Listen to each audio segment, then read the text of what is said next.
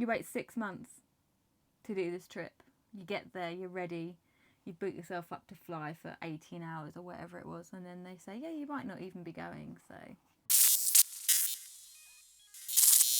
We just got back from the Philippines, and we were really surprised at how many small cultural differences there were that no one told us about. For those that are new here, welcome. I'm Ollie, this is Amy, and for those that are returning, welcome back. In this video, and in no particular order, we're going to share with you our experiences. Stick around to the end because we're going to reveal the most important one, which made us nearly miss our flight. I'm going to start with paying for things. This really tripped us up. So 95% of places in the Philippines only take cash, meaning you need to make sure you go to a cash point and withdraw a reasonable amount of money to be able to cover your whole day. Yeah, that definitely happened to us a few times when we went to pay at a restaurant and they didn't have a card machine and we didn't have any cash. So then I had to leave poor Amy there at the restaurant whilst I scooted off to get some cash. Speaking of restaurants, another thing we found out is no matter where you go in the Philippines, unless it's a really classy restaurant, your food never comes out at the same time. Not one, apart from that one restaurant in El Nido. Most of the time, Ollie would have finished his meal and a drink before I'd even got my drink. What, so I gotta sit here and eat dessert alone like I'm fucking Steven Glansberg? They don't even bring drinks out at the same time. It just, everything comes when it comes. If you've ever been to Wagamama's, think about that. Been every single restaurant. And as a side note to that, no one ever comes up and asks you how your meal is. No, oh no, again, that same one posh restaurant, no one cares. If you get served something and it's awful, which happens, and you eat a bite and then push it away, they do not care. They'll look and then continue with their day. Or, once in a restaurant they came up, didn't they, in Plant Harvest? Oh, you didn't drink that? No, it was cold. Oh, so you wanted it hot? Well, yeah, it's a coffee. Oh, okay.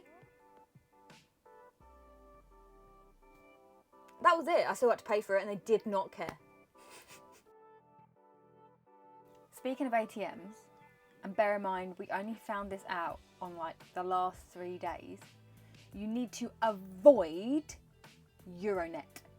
People just rent an area in a public space, put these cash machines there, and charge an extortionate amount in fees for you to withdraw money. So locals call them a scam. Just use the cash points at banks. Also, as a side note to that, if you're in El Nido, most of the cash machines are broken. So be prepared and bring cash with you before you go to El Nido. If you're the type of person that likes to wear sun cream, bring some, because you can either buy, if you can find it, supermarkets by the way, you either get factor 4 or factor 50 and above. That's it. That's all we found. There's no in between. Which meant on 2 or 3 occasions we did get quite burnt. Philippines is best known for its whale sharks, which you can go see in Oslo, but we personally wouldn't recommend going down to Oslo to see them, as it's not that environmentally friendly or ethical. Therefore, we'd recommend going down to Donzel, where you can see them in their natural habitat. There are quite a few places you can do like private boat tours or other boat tours where they don't feed the whale sharks. We actually did do Oslo, so we went to Donzel first, we didn't see any on our trip, and we were on a private boat tour for about 4 hours and they weren't around. We had then read somewhere it wasn't that unethical to go to Oslo, so we went and then regretted going. It was amazing to see them from a selfish point of view, but it's carnage. We did do a video on it as well, so feel free to check it out, but really wouldn't recommend, because it wasn't a calm, relaxing experience. It was chaotic. Let's talk about timetables. So in the Philippines, timetables just don't exist. If you're looking to catch a bus somewhere, the bus will leave when it's full. So you'll get down there and you'll see loads of buses just hanging around, and you'll ask the driver, what time are you leaving? And they'll reply, when it's full. And that could be an hour, 2 hours, who knows, it just leaves when it's full. So just be mindful of this when you're planning your trip and if you're using public transport. This doesn't actually apply for flights. They leave on time, like to the minute, better than even in England. And some of the really big ferries always leave on time as well. Speaking of planes, just a quick tip here. Don't forget to budget for internal flights. We ended up spending a quarter of our budget purely on internal flights. Quick tip. When you're doing island hopping tours, I'd highly recommend doing a private tour. We did 2 private tours, one in El Nido, which was just probably one of the highlights of our trip. We'll link that above if you haven't seen it. It was unbelievable. And the second one was in Koh Rong, which also was really good, surprisingly. And again, we'll link the video. Purely for the fact that all the public island hopping tours are absolutely rammed full of people. And anywhere you go, you'll never get the place to yourself. And all your photos will be invaded by orange life jackets, hundreds of them. So if you want to go and see these places with no one else there, no matter what it costs, book the private boat tours. When you go to a restaurant, any of them, always ask them, before you look at a menu, what dishes are they out of? So 95% of the places we went, I would choose something and they wouldn't have it. And I'd choose something else and they'd run out. And it was really frustrating. So when you go there, ask them, do you have everything on the menu? Or what have you run out of? And then you can make a choice. Especially when you've got your heart set on something and then they don't have it. So you choose your second favourite and then they don't effing have it. Yeah. Avoid that anger management issue and just ask them before you look at the menu.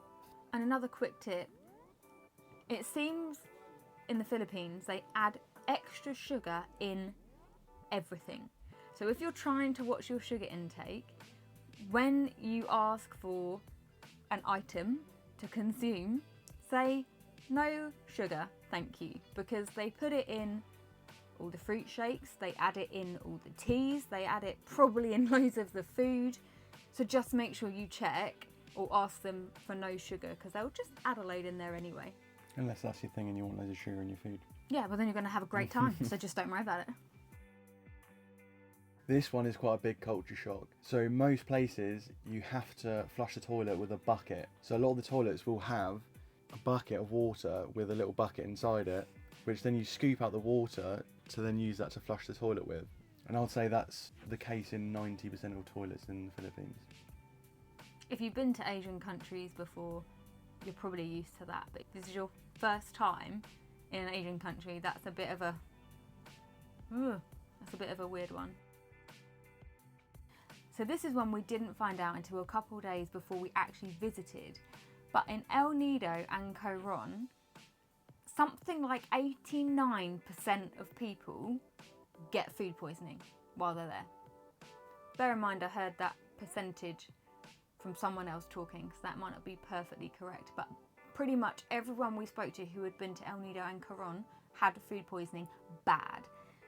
We managed to avoid that, and we're going to do a whole video on how you can avoid getting food poisoning in El Nido and Koh Ron. But just so you know, be wary going there, because you're possibly likely to get sick if you don't watch our video that we'll do. A very pleasant surprise is that every single thing you can read is in English. Everything. No matter if it's touristy or not touristy, everything is written in English, which is really great being a vegan, because when you go to supermarkets, you can read the ingredients on everything in English. Extremely handy. It also works really well for directions when you're on a moped and you've got no idea where you're going. And last but not least, the most important one of them all. So in order to avoid potentially not getting your flight, you need to get an eco visa. So we didn't realise this until the day of our flight when we got to the airport. We got there and the guy said, have you got your eco visa pass? We looked at each other very confused and said no. Then he said, well, we can't let you on the flight unless you have that. We then, at the airport, had to go on our phones to get this eco visa. Cost us an extra £100 each. But then we didn't know whether it was going to work or not, because it said it can take 1-2 days to process. That's why you should do it at least a week before you go. So there we were at the airport 3 hours before our flight, not knowing whether we were going to get on our flight or not. 10 minutes later, we got an email confirmation. But don't leave it to the last minute like us. Just do it the week before. Yeah, you don't want that stress of being at the airport and not knowing whether you're going to get on your flight or not. We hope this video makes your trip a little bit smoother than ours. And if you're looking at travelling around the Philippines, check out our 4-week Philippines itinerary. We'll see you in the next one.